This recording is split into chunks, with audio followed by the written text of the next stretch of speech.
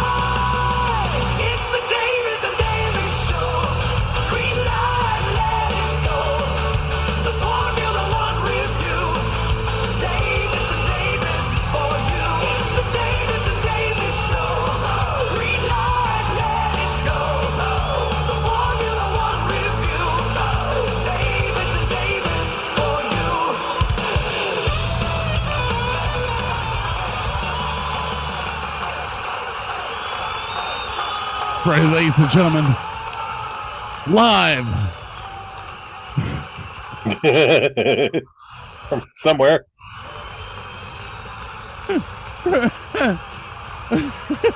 from our in-house studios. Ooh, it's the Davis and Davis Show's F1 show. Yes, from Austria. Shouldn't you just say Red Bull Ring? Yes, that's Scott over there. I'm Burke. We've been introduced. Yeah. Oh, hey, what are you drinking? Miller Genuine Draft. Nice. And Wimbledon started this week, so I have not slept since Sunday. Just because Wimbledon starts at 5 a.m. and I'm usually up until 3 o'clock in the morning anyways. So you're waking up at 5 a.m. and it's like, but it is what it is. I've got the, actually, I think I found a slightly cheaper bourbon. It's the same brand, Evan Williams, but it's slightly cheaper. This is actually just 40 proof, and it came in a plastic bottle, but it fits above my it fits into my cabinet above my refrigerator, so I don't have to pour it into different bottles or lay it on its side. So I'm pretty stoked about that. What'd you have for dinner tonight? It was just some Burger King. It was their Swiss cheese bacon barbecue sandwich. It was pretty good. Pretty good. Then I stopped at the store real quick as it is Nancy's birthday tomorrow and got her some flowers and a card. And she's like, "You got flowers? Why?" I'm like, "I thought you liked flowers." He's like, "I do. So do the cats." I'm like, "Forgot about that." Guess they like eating the flowers, so I just gotta watch. But anyway, I went down the road because we have does ramen noodles. Stop eating ramen. Listen to Davis Show. Oh, them Davis, they funny as fuck. I didn't know fuck was spelled F-O-K. It's fuck. He's no fuck, he's fuck. We needed well, I should have had that in the Chinese Grand Prix. But, we had a fucking race. I mean, we had a race. We had a race this time, man. It was great. It was the well. Let's just start. This was. I got a quick question for you. Would you pull up Google Maps of the Red Bull Ring in Austria and look at turn 3. Okay, why? I'm wondering if this is going to be the same thing that I was going to talk about. They labeled it, and I was like, I don't know why it's labeled that way. Yeah, it's labeled that way. Okay. This is the funny thing about turn 3. If you noticed at the beginning of the race, there was a bollard in the apex. This has been a tradition at this racetrack ever since it used to be one of those big, tall, orange plastic round cones that was like 4 feet tall. Okay. And you would sit in the bar and everyone would take bets as to when the bollard got taken out. Okay, this makes a lot more sense. So, and when the race started, I was like, God, I hope the orange bollard is back. But now they've replaced it with one of those that you can run over and it's supposed to pop back up. But these guys keep cutting that corner tighter and tighter and tighter, and it's like, well, it's labeled Verstappen's hopes and dreams on Google Maps. I'm like, what? That's the Red Bull Ring. I guess you can name it whatever the fuck you want. Verstappen's hopes and dreams, turn 3. The reason that it's actually called that is because of the grandstands that are right there. They are officially called the Max Verstappen grandstands. Oh, cool. Okay. So, yeah. Oscar Piastri has his grandstand. Oh, okay. But Max has his grandstand, and they got in trouble. God, this was like 4 years ago because on the very first lap of the race, or was it the reconnaissance lap? I think it was the reconnaissance lap because, well, it used to be the first lap of the race. They would set off orange smoke bombs, and you could not see through that corner at all. And then the FIA got bitchy about that and said, you can't do that. So they started doing it on the reconnaissance lap. And then a few years back, a fire started from the smoke bombs, and then the FIA was like, no, yeah, no more. No more. Now, one or two gets in every so often. But yeah, that is why you notice that your kitty cat made it onto one of our episodes. I saw that. I'm Catman. It's so good looking, though. I mean, my God. But the eyes are exactly as the way his eyes are right before he's about to hit you. I know, with right? His paw. Yeah, I love that cat. Kendrick is on his lap right now. Look at that boy. Look at that. My uncle used to have a cat with white paws, and he named him Boots. Makes sense. And he had the same attitude that Kendrick has. Well, you can see he has really chilled the F out in his older days. He still cracks out and bites you for no fucking reason, but he has competition now. He has competition now. That's his only problem. Okay. Gracie is his competition. Yeah, they still tussle. They'll start tearing ass around, and all of a sudden there's like tufts of fur everywhere. I'm like, whoop, hello. Whoops. Gracie doesn't back down. That's the thing. She's an instigator half the time. It kills me. She's such a sweetheart, and then all of a sudden she would just like fucking attack the cat. Okay. Anyway, let's go back to the flow show, the show flow here. Drinking. Where were we? Where are we? Formula One intro to race and track. We are in Austria at the Lenovo Red Bull Lenovo Austrian Grand Prix at the Red Bull Ring is the official name of this race. Ooh.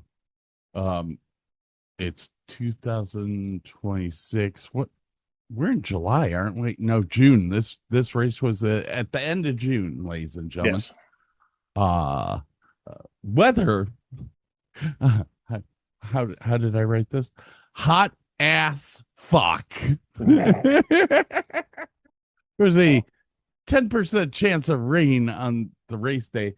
The track temperature on race day as they started the race was 140 degrees Fahrenheit. That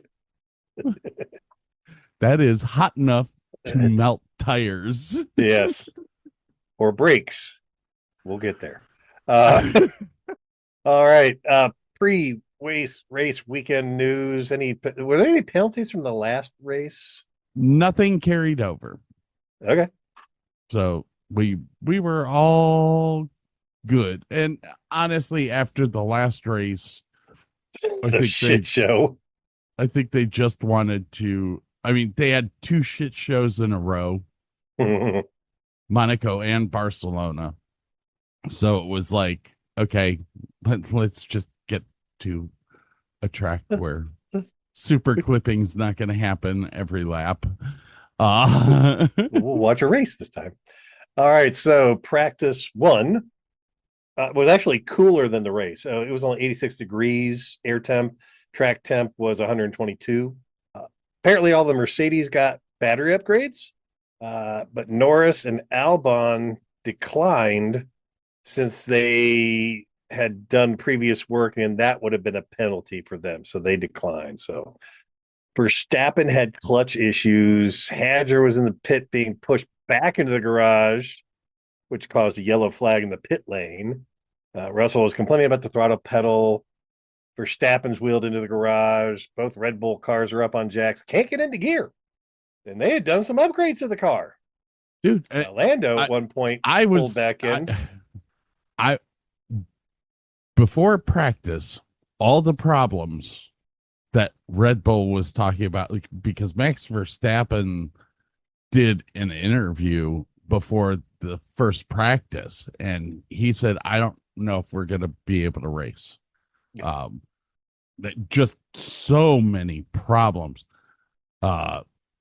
Cadillac and well, God, Fernando Alonso. I just feel, I feel so bad. You're such a talented driver in such a shite car.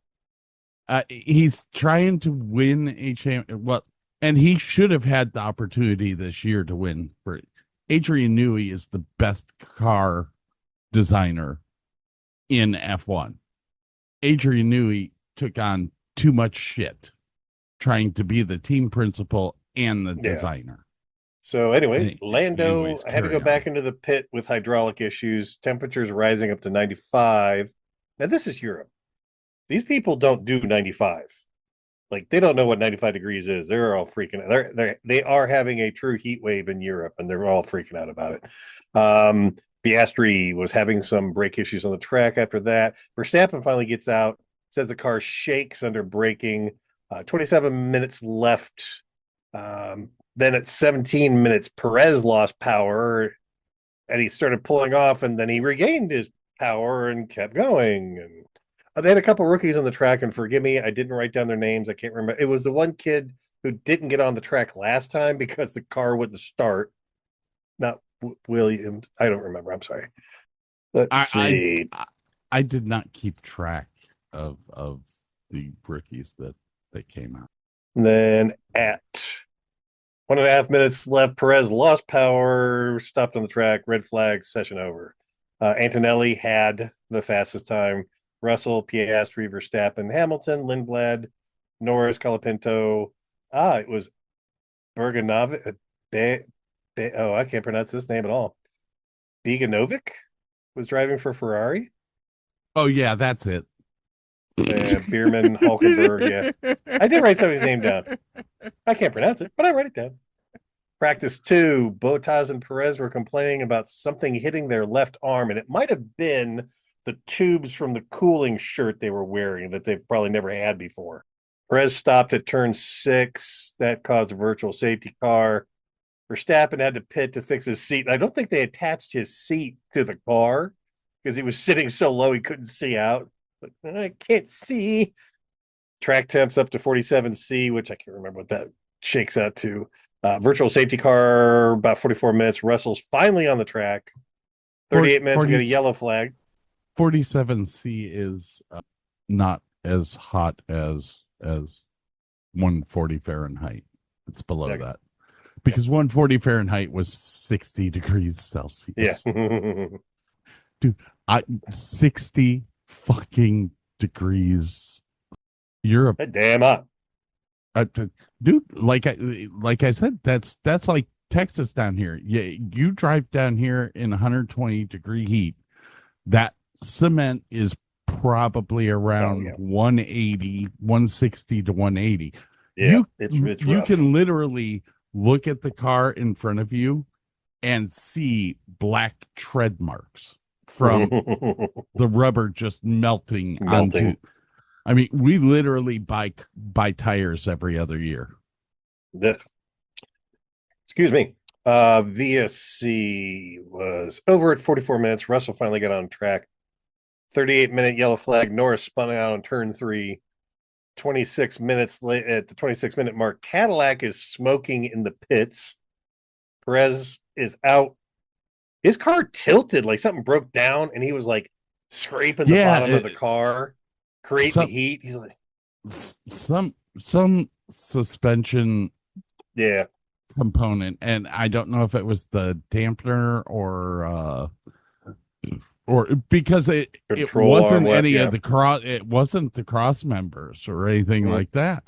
So it had to have been a dampener or a shock that something or a spring broke. Yeah. Hamilton went off into turn 3. At the end of this one, Antonelli had a 107. Piastri was like 0.23 seconds behind him. Norris was 0.3 seconds behind. Verstappen, Hamilton, Russell, Hadger, Leclerc, Lawson, and Bortoleto. Practice 3, 2 teams with broken mirrors. Like they were running over these shoulders, and these shoulders are really high and bumpy as hell. It literally shook mirrors off of 2 cars. You have the regular rumble strip, but then behind them you have the lazy policemen, which are they're like 8 inches tall. Yeah, they're big. Now they're not as big. They're not as big as the sausage curbs. Who, I know people from like 5 years ago are going to remember the sausage curbs because they added them to, I think it was Silverstone the one year, and every driver complained because if you hit them, your car was done. It was like 12-foot tall roll that was painted orange. So if you went over that, you were fucked. I read or watched something about these turns on this particular track, and they said they had a lot of issues with people going off track. Yeah. And they finally said, let's just fill the off track sides with gravel because nobody wants gravel. And it worked perfectly. So that's what they do now. Lots of gravel. We thought the sausage curbs would take care of that as well. And lo and behold, Lewis Hamilton hit it and his car went like 6 feet in the air straight up. And they went, yeah, we got to take the sausage curbs. So for the race, they took the sausage curbs out. It was like, you're defeating the purpose here. They're supposed to stay on the fucking track. Yeah, the safety first, maybe. Anyway, so yeah, PR3, 2 broken mirrors. Russell pulls out the fastest lap on that one. So qualifying 1, there was a lot of slipping around corners. Ocon barely gets into the safe zone. The people that got out were Sainz, Albon, Perez, Bottas, Alonso, and Stroll. Q2, Antonelli posts the first 106 time of the week. Toto had to tell George over the radio to just drive, and nobody knew what was said before that, so I was really curious about that. With 1 minute left, Verstappen is in the pits while he was in 8th place. Then Lindblad goes fast enough to get it up in there. Lawson goes faster, and Verstappen is in 10th. He just barely squeaked out staying for the next qualifier. Gasly missed by 4/100ths of a second to kick Verstappen out of the top. Like, damn. So Gasly, Bortoletto, Bierman, Hulkenberg, Ocon, and Colapinto, they're all out. Qualifier 3. Verstappen posts a 1.06.475, which is the fastest of the week. Antonelli does slightly quicker, and now he's first. Russell goes to second. In the last 60 seconds, Hamilton goes to first. Leclerc beats him.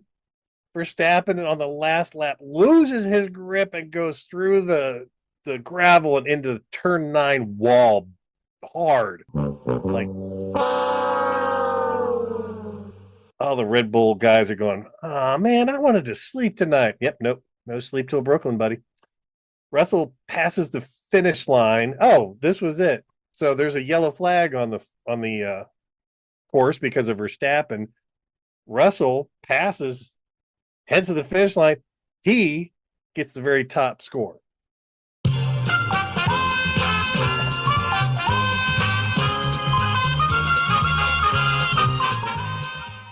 Oh, yes, everyone's going, you can't do that. It was a double yellow. Antonelli backed off. He thought, it's yellow. I can't go fast as I want to because there's a yellow flag.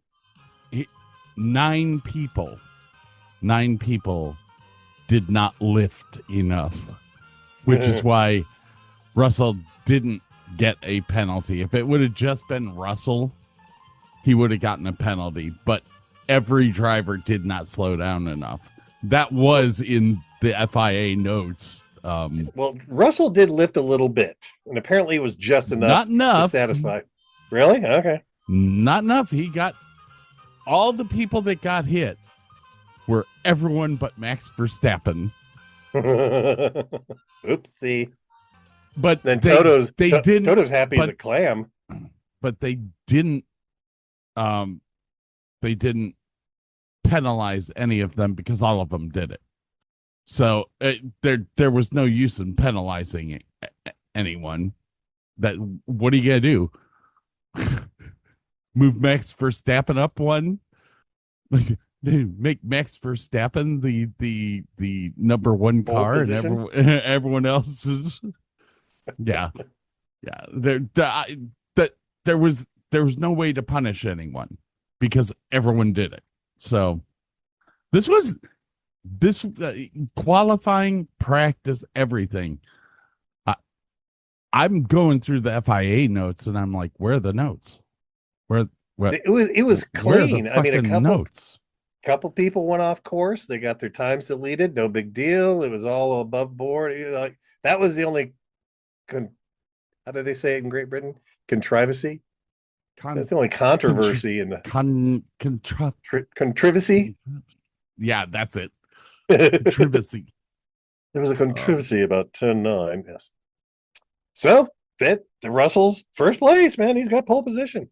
So the race day is when the temperature was 94 degrees outside. The track started at 119, and it just got worse as it went on. Now I would say fucking because it's 94 here for 6 months straight, if not hotter. But apparently France blames America for everything. So all of the global warming is our fault. So I'm not going to say anything about this. Yeah, what are they going to do about it? Wave their white flag? Wait, you guys put more greenhouse gas out. We're also fucking 10 times larger than any other country out there. If you want to be pissed off at someone, be pissed off at India. They're half our size and have twice the emissions. All the cow shit. Um, yeah, that 3/4 of the greenhouse gas emissions that we have here in America, we can't control. It is people shitting. It is cows shitting. We can make electric vehicles all you want, which takes fossil fuels, which creates carbon emit, whatever. Yeah. So the race starts off and it's clean for once. The first turn, well, Kimi in the first turn goes way off track and he gets back on. Turn 3, Leclerc goes off track, gets back on. Kimi Antonelli goes off track again, gets back on. Hamilton overtakes Leclerc. Piastri's up a place. Lawson's up a place. Kimi's off the track again. Lap 2, Verstappen overtakes Kimi Antonelli. Go Verstappen. Lap 3, Bottas says his brakes are on fire. He goes in boxes. And yes, his brakes are on fire.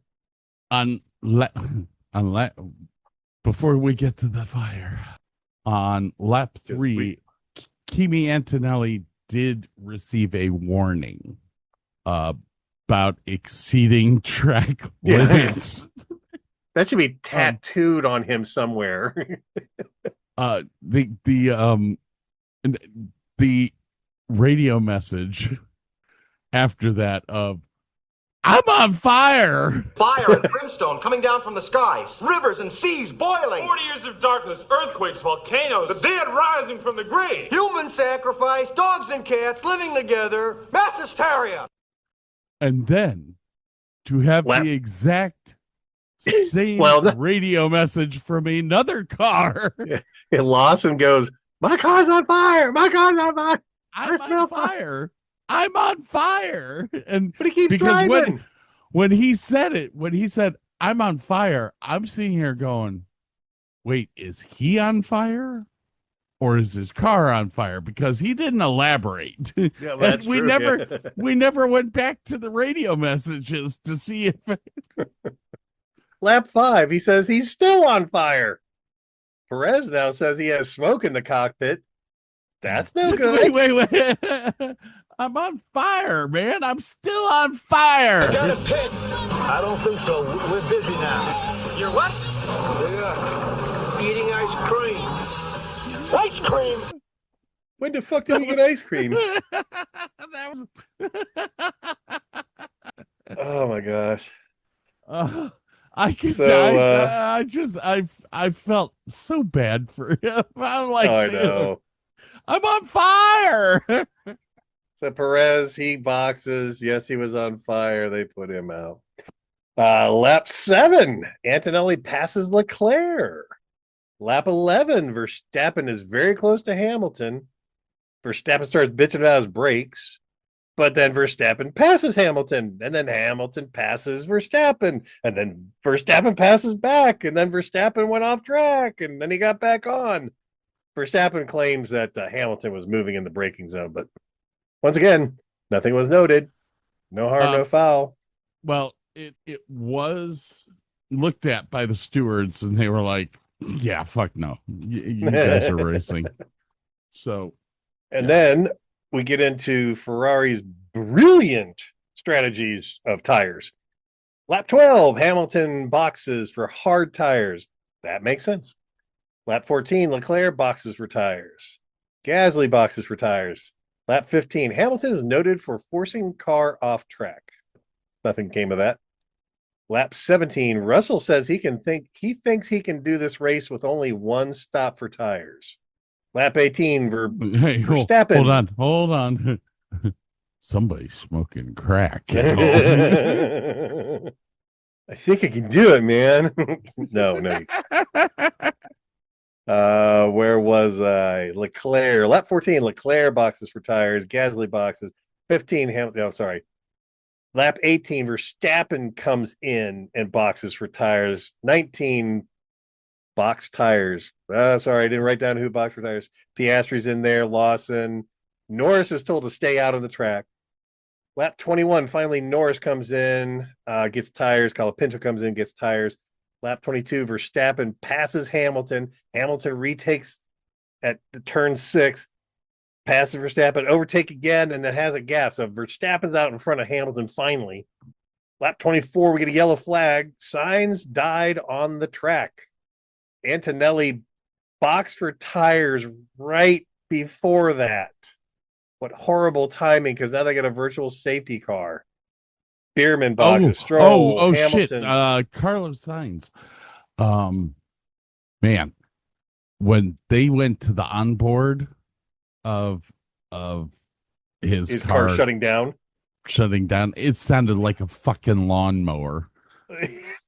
I was like, damn, was like he's F1 engine, and then oh, that does not sound good. That is the epitome of boom, tinkle, tinkle, tinkle, fuck. tinkle, fuck. Where was I? Norris, Verstappen, yellow flag. Okay, so we're on lap 24. Carlos Hamilton comes in a second time for soft tires. Like, what are you thinking, man? Lap 26. The pit lane closed. I can't remember why. Antonelli's complaining because about we had the yellow flag for Carlos Sainz. Oh, they were pushing him in the pits. That's right. They closed in the pits for him. That's right. That's because he died close to the pit lane, if I recall. Right in front of the right for the either forward or back and put it. Yeah. Yellow flag signs. Hadjar is chasing Piastri. I've never said that sentence out loud before.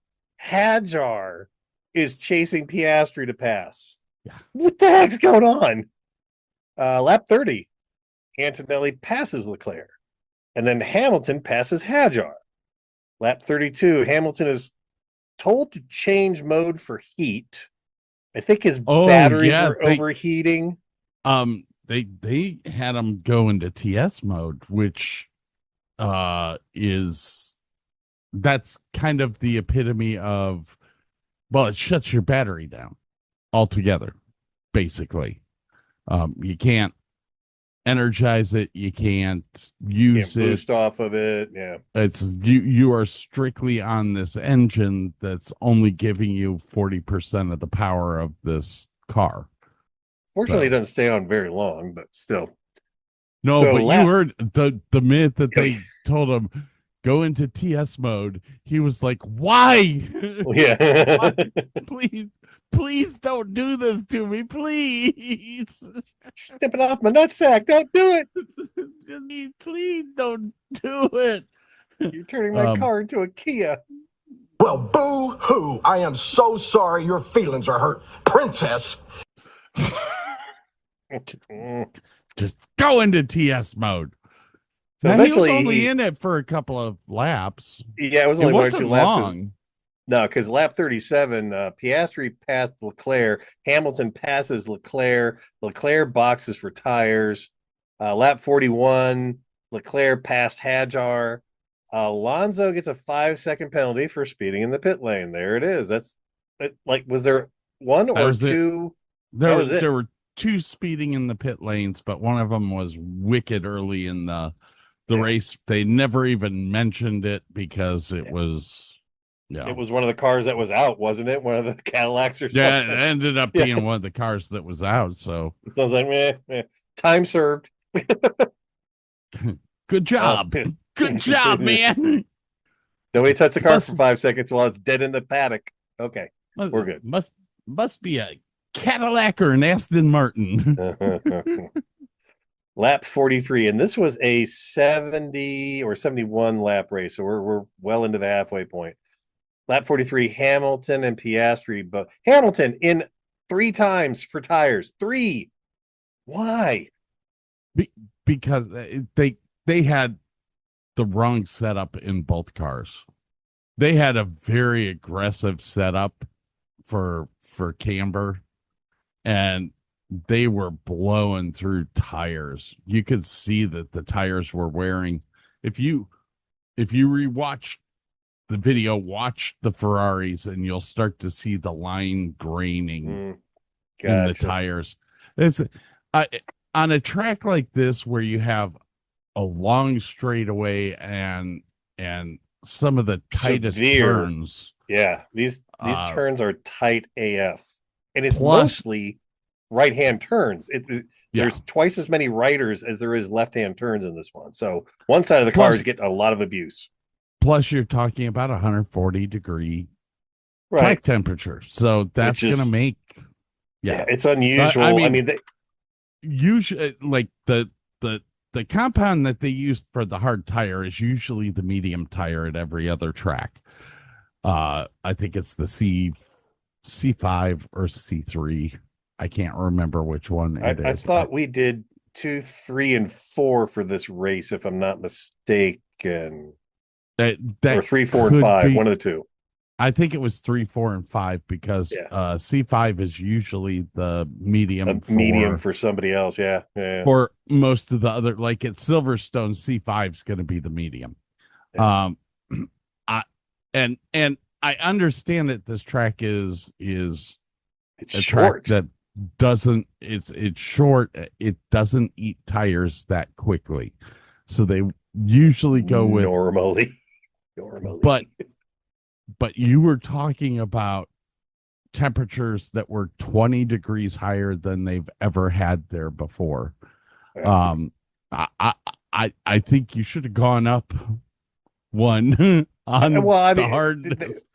They planned this out, I'm sure, well in advance of this race and had no clue that it was going to be this bloody hot. They do plan it out early, but they have the ability to change it when it's a European track.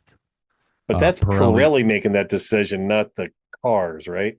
Well, it's Pirelli and FIA making the decision on what compounds are going to be used. They also now Pirelli doesn't do this, but the FIA does. They're the ones that make the determination on how many tires people are going to get. Now Pirelli with their softs literally tried to make their softs only last 8 laps. So most teams, because the cars are so slow, can make them last 12 to 15 laps. But here we go again. Hamilton, third set of tires. Their car just was not set up correctly for this racetrack, and both cars suffered. It wasn't just Hamilton. Yeah, Leclerc should have had a much better pace and was just sucking hind tit. But to get back to the race, we're in lap 44. Russell boxes for tires. Lap 47, Stroll retires his car. Sorry he was out that long. Lap 48, Norris boxes for tires. Lap 49, sorry.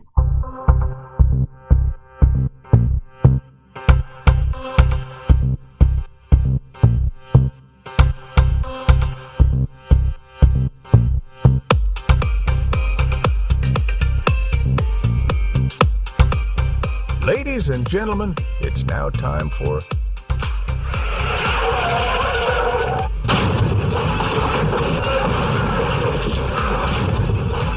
Lasting Moments with Lance Stroll. You pompous, stuck-up, snot-nosed, English, giant, twerp, scumbag, fuckface, dickhead, asshole! Geez, do we have to?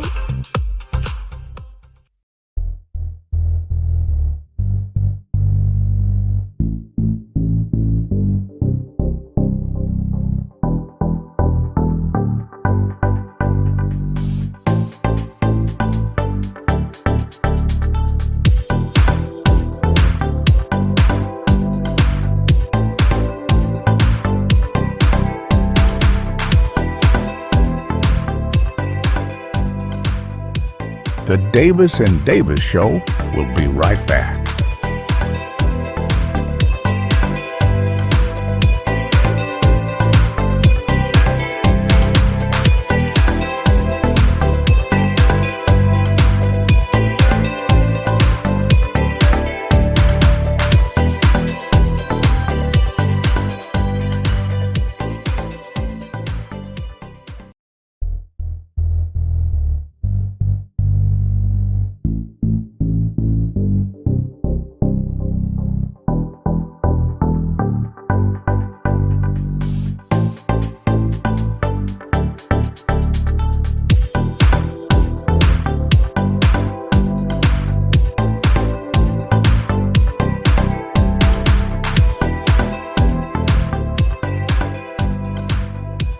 Welcome back to the Davis and Davis Show.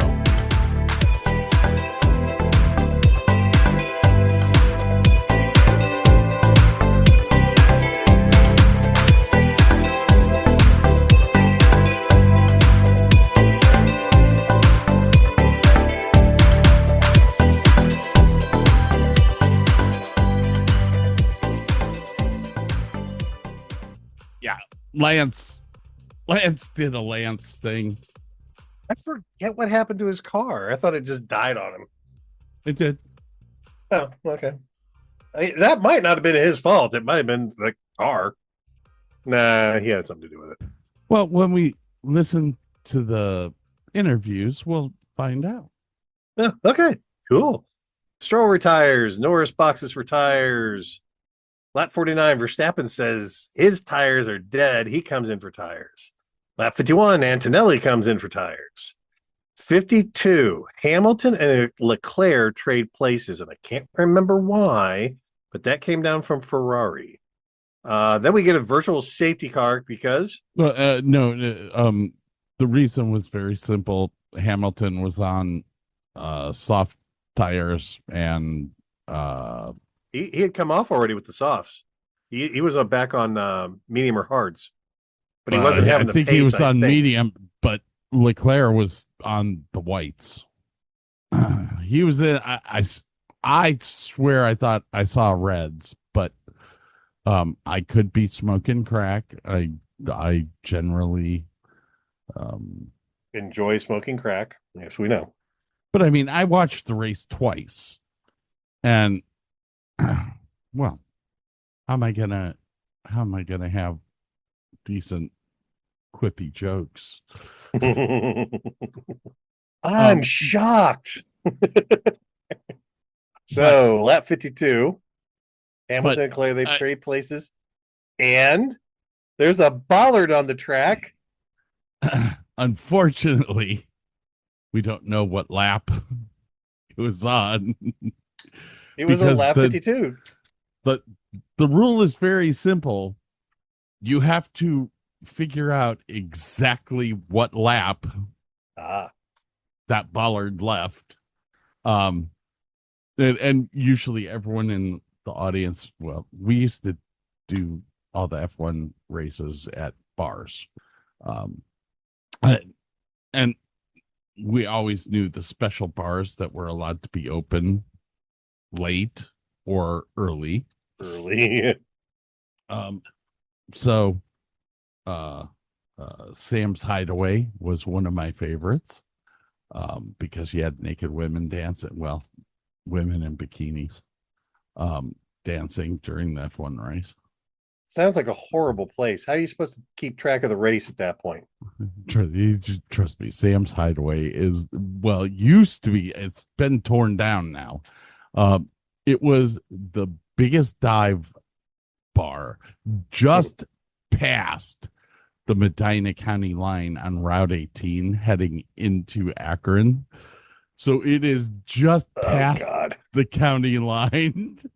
And the skanks that were in there. I mean, you would walk in and there'd be like two women with no teeth. Somebody eating a tuna fish sandwich? What the hell is that? and it was a bikini bar. They didn't get nude. Thank God. And they used to have free hamburgers for lunch. Interesting. After you paid the entry fee and yeah, gotcha. Right, so carry on with what you were saying. We got off on Sam's Hideaway, and the funny part is that there's like 5 people that I went to high school with that I know danced there that I'm still friends with.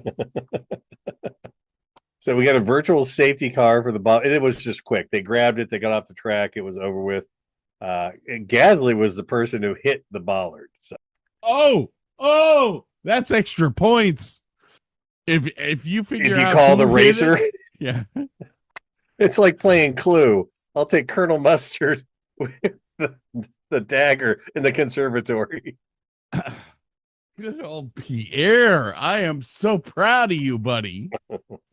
So lap 56 getting a little interesting. Hadjar passes Leclerc. Leclerc passes back, and then Hadjar passes him again. So Hadjar gets in front.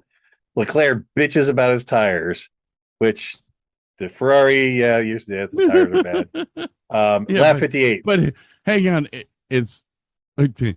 We have our favorites. We do. Leclerc, that Not boy one of can them. bitch. He can bitch about shit. Max Verstappen, he can bitch about shit. George Russell, he can bitch about shit. I'm just glad to see that one of our regular bitchers is at the top of the list again. There you go. So we are in lap 58. Verstappen's very slowly gaining on Russell. I believe Russell's out in front. Verstappen is second. There's a 7-second interval between them. By lap 59, it's down to 6.6. Leclerc's thinking about new tires at this point. Norris passes Leclerc.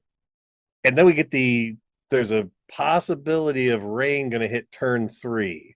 So everybody's like freaking out a little bit. Lap 60. Verstappen's 5.6 seconds behind. Antonelli's gaining on Verstappen. There's a 3.9 second interval between them. At lap 66, Verstappen's only 4 seconds behind. Antonelli's 3 seconds behind Verstappen. At this point, Alonso got double lapped by everybody. That's just wrong. We'll hear from Fernando here in a little bit. Lap Yes. 69. We're down to the nitty gritty here. This was a 70-lap circuit. Verstappen is 3 seconds behind. Antonelli's a second and a half behind him. Piastri's 14 seconds behind those guys. I don't think he's got what it takes to catch up with them. 71 lap laps. 71 laps. I'm sorry. So at lap 70, Verstappen was only 2.2 seconds behind. Somehow Antonelli dropped back to 10 seconds behind Verstappen. Maybe he was saving the tires or whatever, having issues. Checkered flag. George Russell, P1, winner of the Austrian Grand Prix. Verstappen came in second. Antonelli came in third. Now, Piastri, we haven't heard much from him lately. He came in fourth. Mhm. Hamilton, who just won last time, only came in fifth. Hadjar, did Racing Bull coming in sixth, getting points. No, sorry, Hadjar is Verstappen's teammate with Red Bull. My bad. Norris coming in seventh. Leclerc coming in eighth. You got that behind them. You got Lawson. You got Lindblad. Those are the two Racing Bulls, right? Yes. Making points again. Good for them. Then you got Bortoletto, Hulkenberg, Gasly, Bierman, Colapinto, Ocon, Albon, and poor Alonso coming in 18 because the 4 DNFs were Stroll, Sainz, Perez, and Bottas, the usual suspects. Alonso made it through a race. He made it through a race. That's a win. 3 laps down. In that crappy car, he made it through an entire race. Hold on. That's a win. 3 laps down, and the gap to the car ahead of him was 1 lap. It was bad. Bad. The price he was wrong, bitch. He wasn't pedaling hard enough, apparently.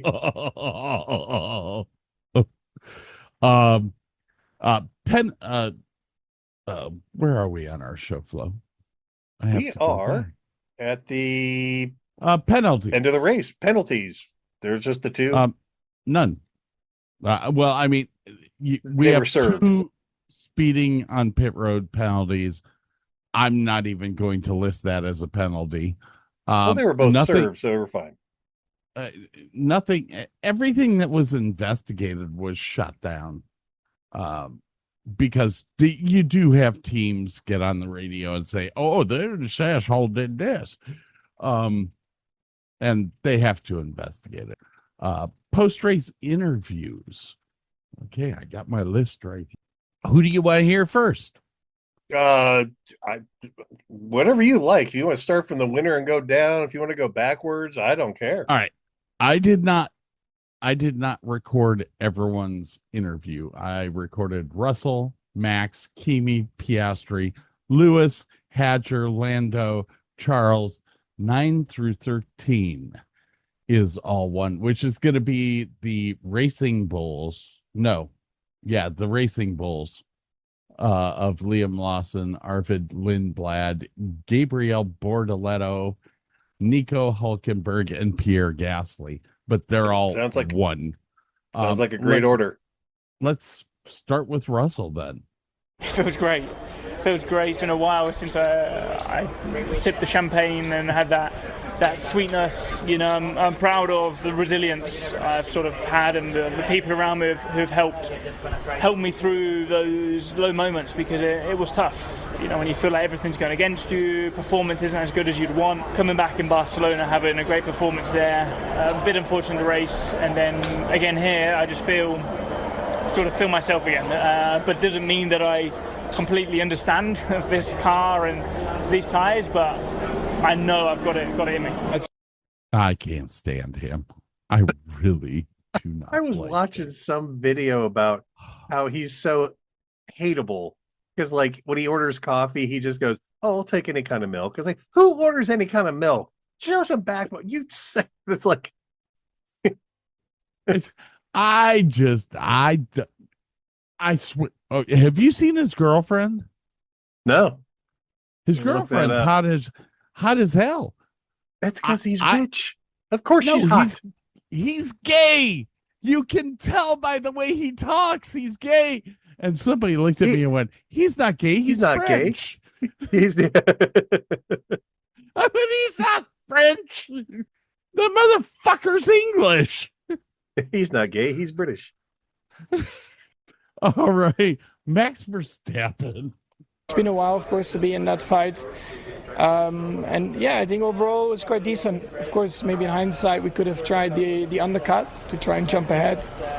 But that's always easy to say afterwards. I think overall it's been positive for us. Of course, for me still, for half of the race, I think we had a problem on the rear of the car, which was hurting my lap time, but that's something that we'll look into.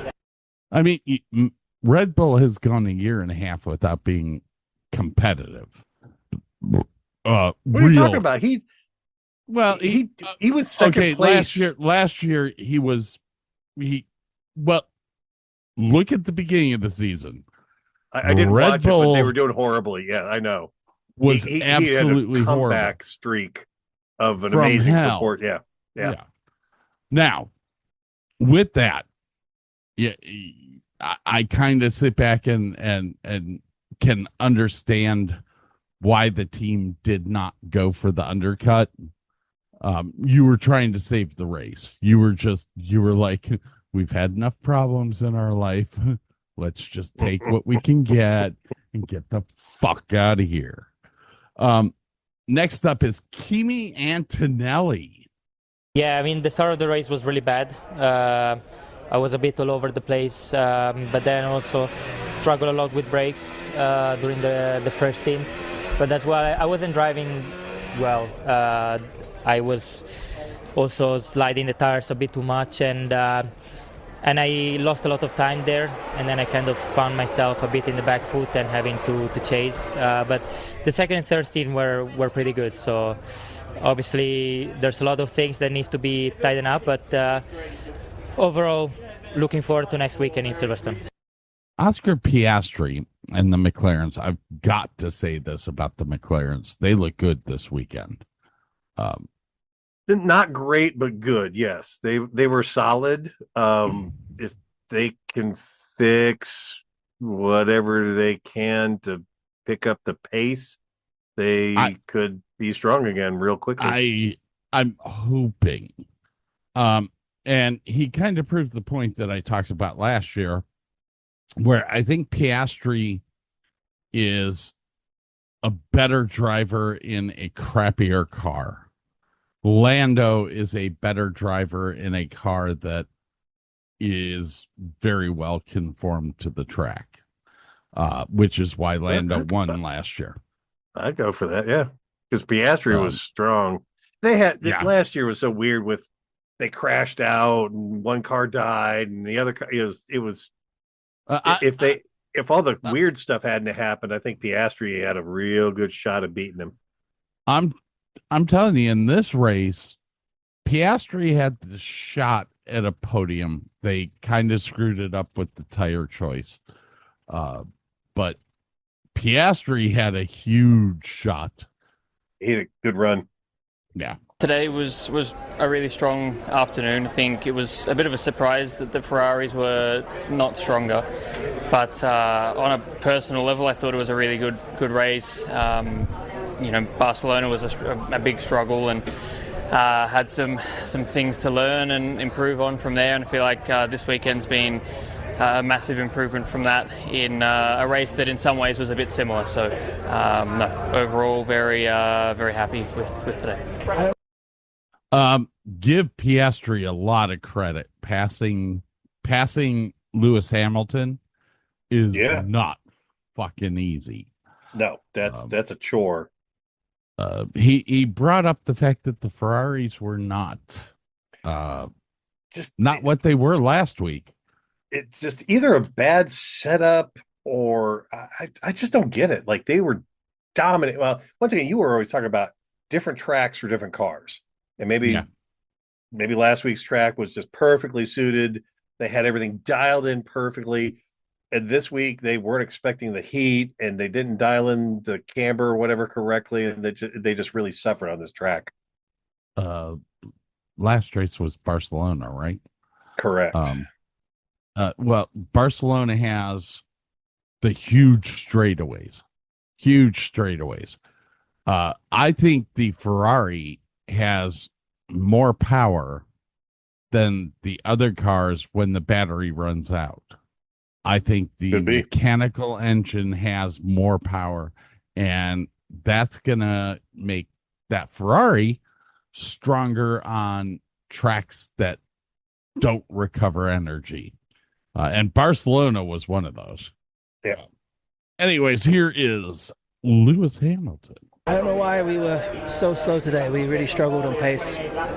Degradation was really, really high, much worse than anticipated.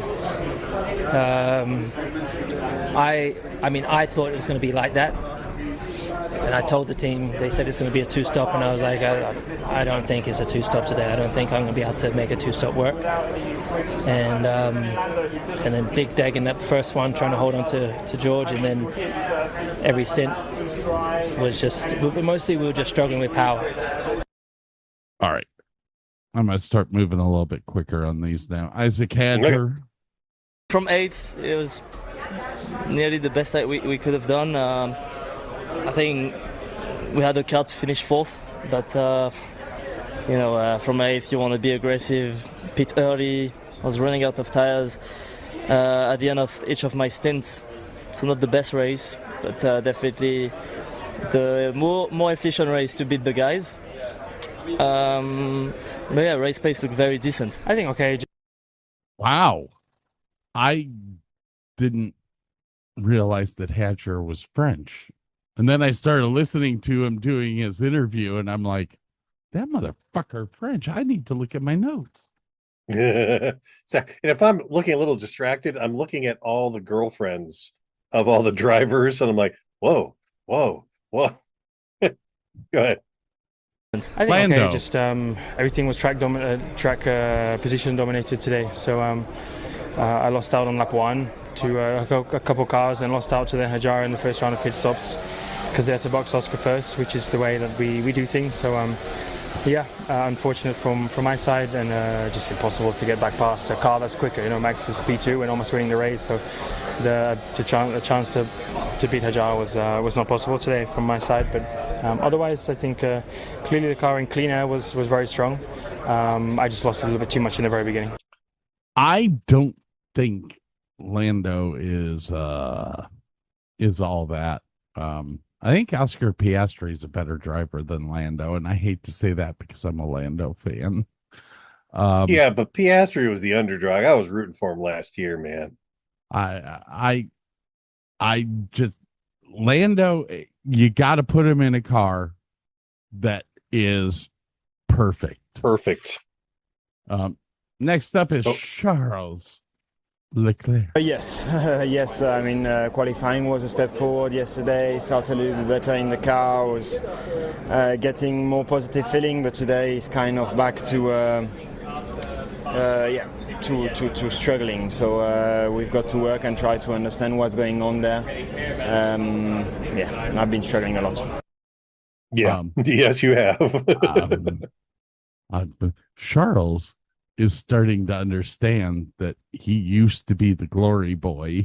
And now here comes Lewis. And on a side note, Carlos Sainz's girlfriend, holy cow. Well, she was on Britain's Top Model, so wow. Anyway, please carry on. I'm going to skip a bunch here and go to Fernando Alonso, Lance Stroll, Carlos Sainz, Sergio Perez, and Valtteri Bottas. No, as expected. Obviously, we know where we are. We know it's going to be the same in Silverstone and Spa. So yeah, we try to learn as much as we can on those weekends, knowing that the performance is not there.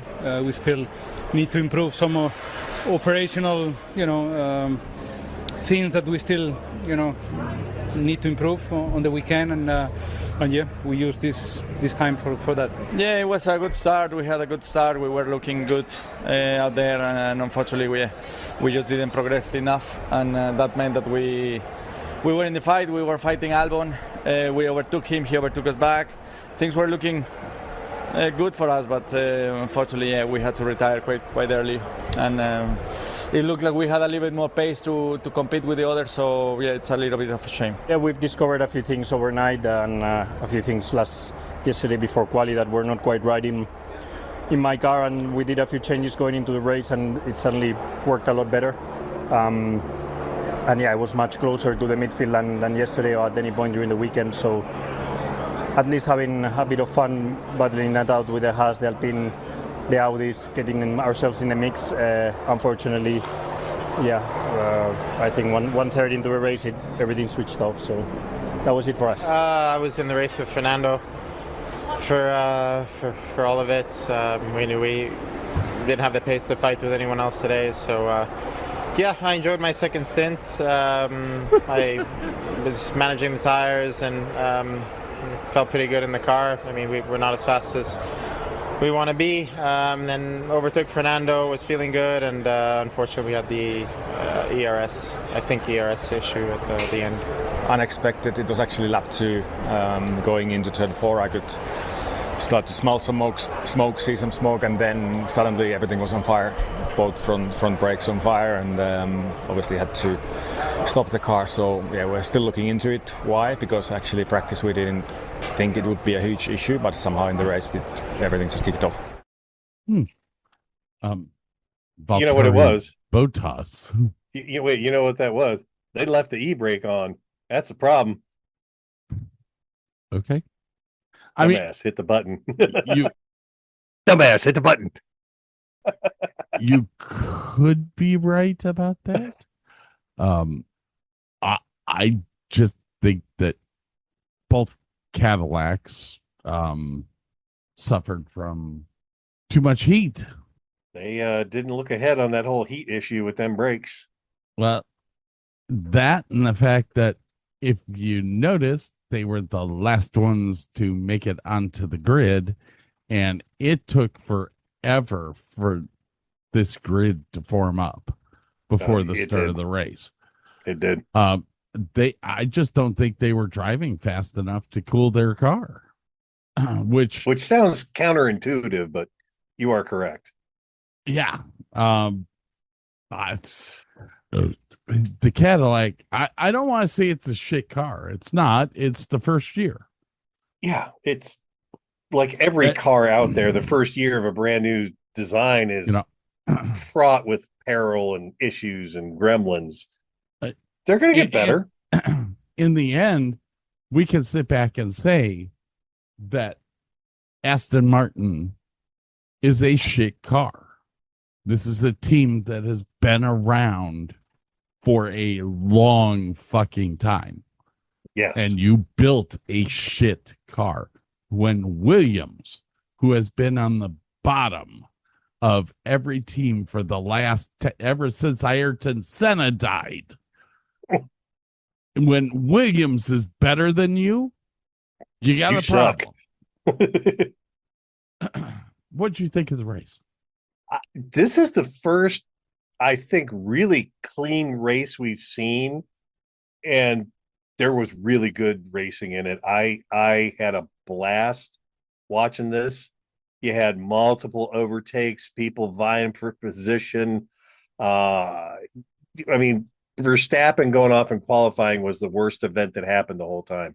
So we had only 4 cars out, which they're going to probably be that way for a while, but at least it wasn't 6 or 7. Well, I was going to say we were averaging 6. Yeah. We had one race with 8. So we're seeing the reliability issues go away. It's getting better. Definitely getting better. Still 2 seconds slower than the F2 cars. We're not the pinnacle of motorsports. But I saw good fucking racing this weekend. Yeah, it was a great time. I thoroughly enjoyed this race. Yeah, this was just solid stuff here today. I wanted to touch on the Ferrari team messages or team orders, whatever you want to say. I honestly didn't think that was needed with the cars that we have right now. Let the guys have fun. It's fun to pass people. It's fun to have to defend. Almost half the drivers that we have right now hate this car, hate this type of racing.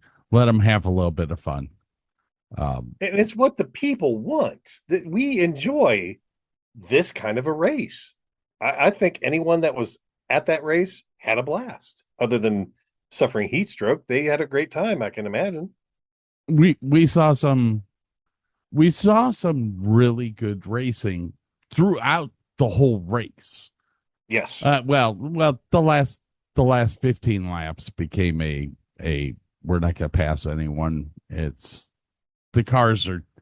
That's kind of what I'm noticing with these cars, is that as the race goes on, they kind of get into this, I don't have enough power to pass, and we're all this just gonna this will be the order we finish in. Yeah, stay in this order unless somebody breaks down. And that's going to be interesting to see how the FIA takes care of this. It was good to see Max Verstappen back on the podium. It was better in my mind to see Bernie Eccleston giving the constructors award out. I miss Bernie. I miss the times of Bernie. I miss the fact that Bernie would let people die just for a better show. Somebody has to take a bullet. Well, I'm going to say, ever since Bernie left, we don't do heavy rain races anymore. We've become pussies, and that's fine. I can understand it. You want to get as much money as you can get out of people, but Bernie made it fun.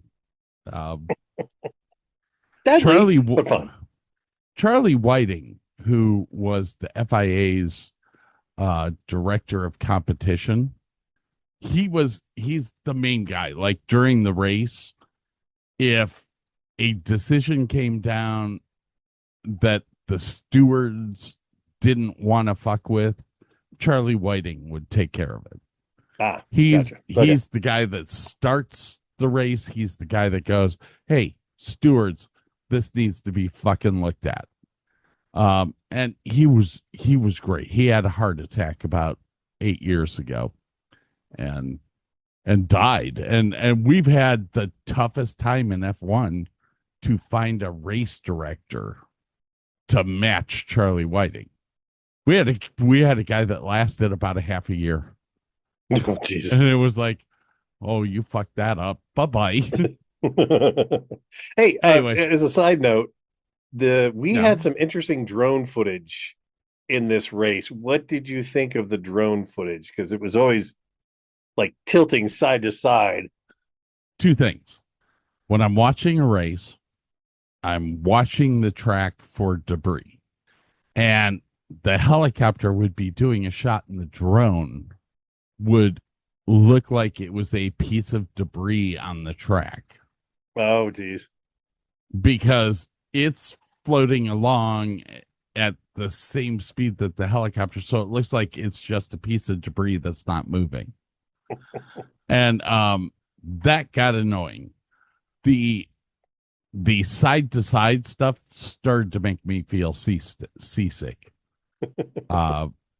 And I understand it's a drone that's going at 160 miles an hour. It's got to bank. Here's one of the shots right here. Yeah. Watch this. I gotta go puke. I was not a fan. I mean, I understand where they're coming from. You know, drone footage is cool. But yeah, they need to go sideways in a straight line for their drone footage and then stop and go to something else. It needs to be a little more stabilized, or people are going to be like, yeah, I don't want to watch this anymore. They're trying to cheap it out, man. But drone footage can get some stuff that helicopters can't, because you can get down low and you can go super fast with some of these drones. Like, it's a good idea, but you need to do it better. Well, I mean, that and the cars, but yeah. I was not a fan. The drones got in the way of the other footage. The helicopter footage was a hell of a lot more stable. Oh yeah. I mean, I'm still a huge fan of blimps. Give me a blimp. Give me a blimp with 4 cameras coming off of it, 2 on each side, so that you can get the views from. Yeah, give me a blimp. And I know cameras themselves are expensive, but like they have the one that goes over the finish line, and it's on cables. It's on. It's kind of diagonal over top of it. That's some great footage. Like, do that in a couple other places on the track. That would be awesome. No, like I said, you've just started watching this. We had a fiasco. I think it was like 3 years ago, where the cable cam broke and all the cables fell into the racetrack. Oh, that'd be bad. It was. So we didn't have the cable cam for a few races. Get some better cables there, buddy. Hey, Kimi Antonelli is still in the lead. Still race leader, yeah. 171 points. George Russell is up to 131 points. Lewis Hamilton is in third with 125. Our last person to gain points is, of course, Fernando Alonso. Nico Hulkenberg from Audi, 0 points. Valtteri Bottas from Cadillac, 0 points. Sergio Perez from Cadillac, 0 points. And Lance Stroll, 0 points. Dead. Zed is dead. He's bad. So constructor wise, Mercedes AMG Petronas has 302 points for the Constructors' Championship. Scuderia Ferrari has 204. McLaren MasterCard F1 is 159. And Oracle Red Bull Racing is 115 with Max Verstappen getting better. And we're not even halfway through the season. He's got a shot, man. He's got a real shot. I see a big fight at the top of this pyramid. Ferrari is only 100 points off in the constructors race. I think the constructors race is going to be closer than the individuals. Well, you've got Verstappen at 100 points behind Antonelli, but we've seen him come back from worse. I cannot believe Hadjar is right behind Verstappen in points. That's awesome. Yeah. Like I don't think you and I expected anything from this kid when he joined this year, and he's been doing great. He's been doing fantastic. Usually the second Red Bull driver sucks. Yeah, it's like a curse almost. But he's been doing great.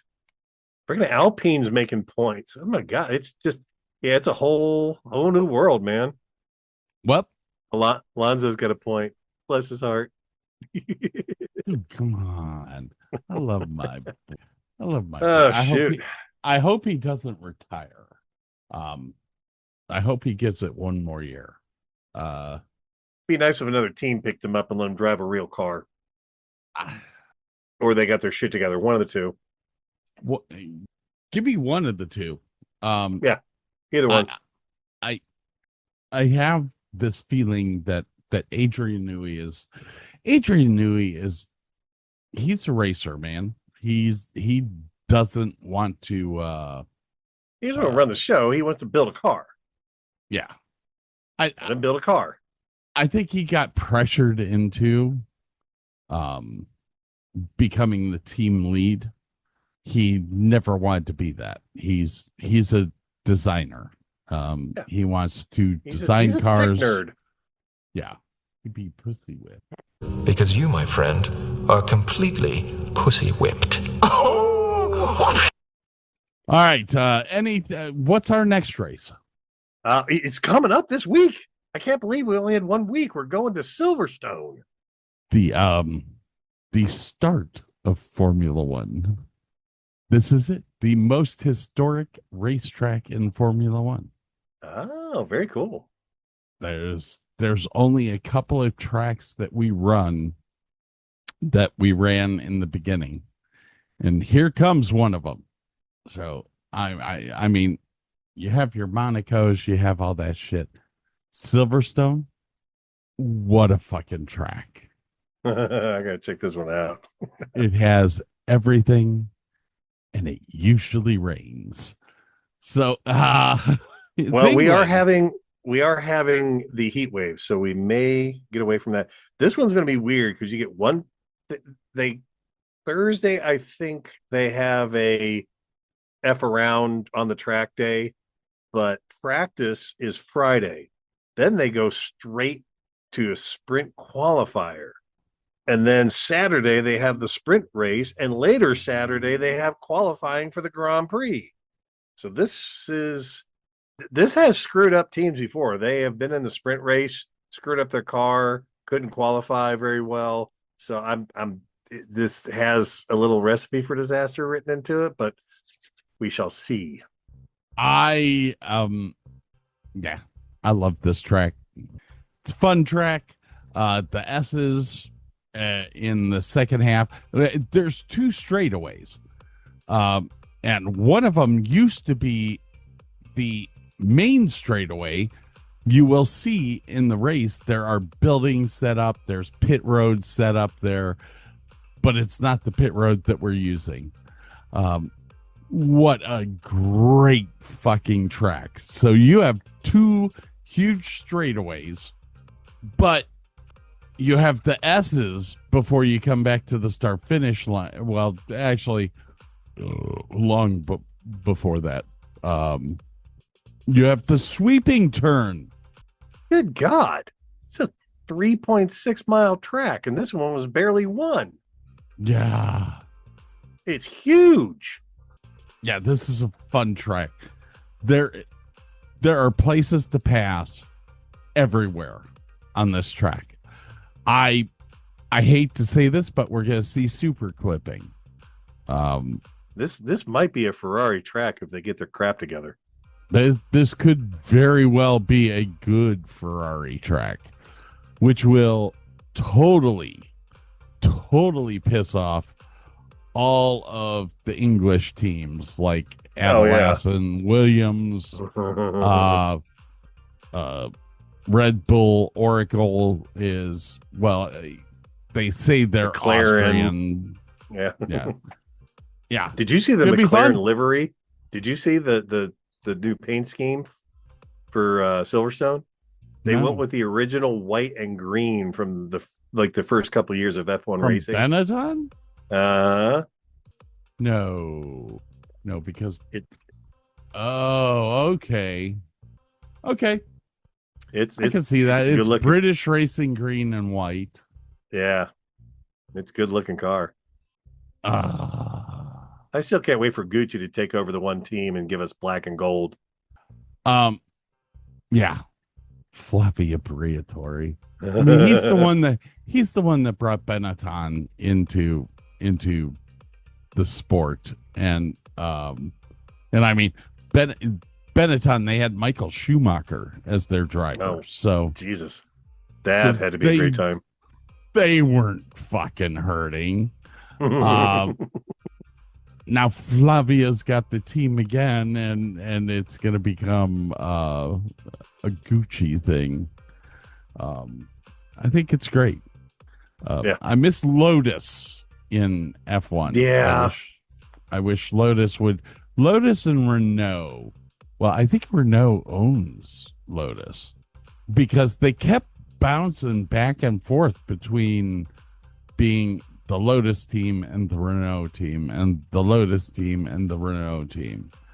At the moment, the actual brand of Lotus is owned by a Chinese multinational conglomerate. Really? At least they're not owned by General Motors anymore. Because there was a point in time when it was the Lotus Renault team. Now, this is just the actual manufacturer. I don't know about F1 stuff, but this is just the actual manufacturer. And they also own Volvo and Polestar. So, Polestar electric. Yeah. Yeah. Which apparently they're gonna get a high performance electric car for Lotus, which that just sounds wrong. They make light cars already. That kind of makes sense. But yeah. All right, ladies and gentlemen, we gotta get our butts out of here.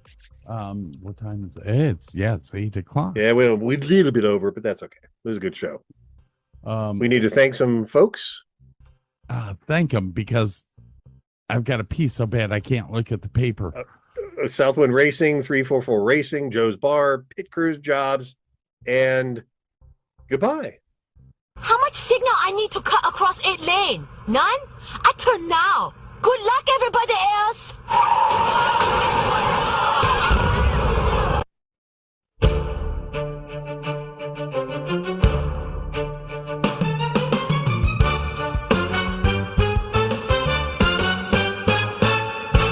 The checkered flag is waving down the track. Another Sunday in the books, no looking back. From the paddock to the podium, we saw it all. From the tightest corners to the straightaway wall. That's the Davis and Davis show. The brothers from another mother, now you know.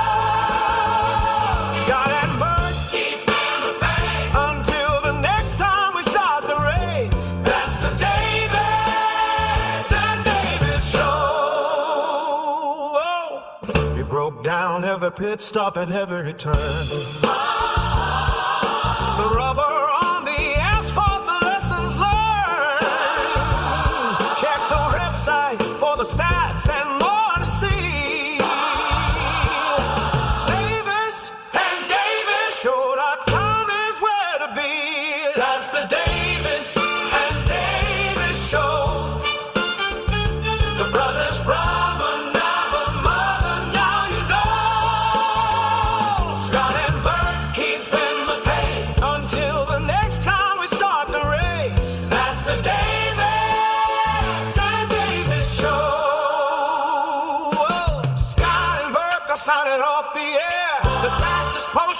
with you anywhere. Davis and Davis Show.com. See you at the next Grand Prix.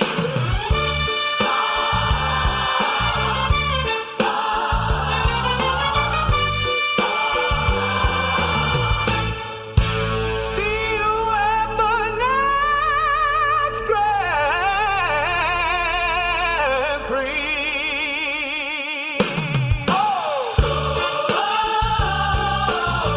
See you at the next Grand Prix.